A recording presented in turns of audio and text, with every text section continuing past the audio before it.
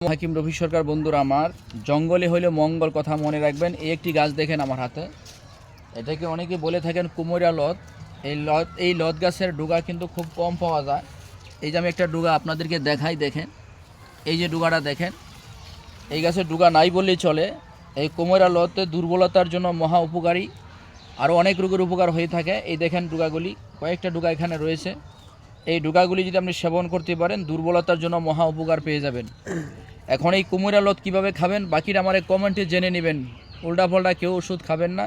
যেই গাছের গুণ আছে এই গাছের দোষ থাকতে পারে, যেই গাছের উপকার রয়েছে এটার ক্ষতি হতে পারে, ব্যতিক্রম খাইলে ক্ষতি হতে পারে।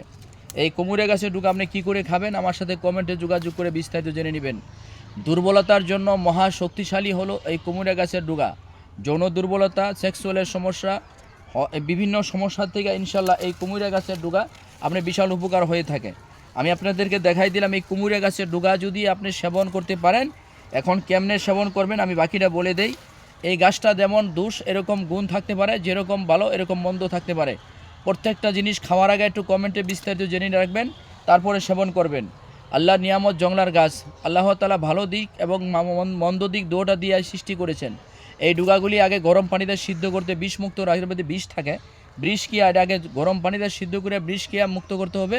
তারপরে গুঁড়া করে পাউডার করে যদি মধুর সাথে সেবন করতে পারেন, গোপন সমস্যা থেকে চিরমুক্তি পাবেন ইনশাল্লাহ। আরও বাকি বিস্তারিত অন্য সময় বলবো, এক ভিডিও সব বলা সম্ভব হচ্ছে না। আমার সাথে কমেন্টে বিস্তারিত জেনে তারপরে সেবন করবেন। এ বলে শেষ করলাম। আসসালামু আলাইকুম রহমতুল্লাহি ওয়া বারাকাতুহু।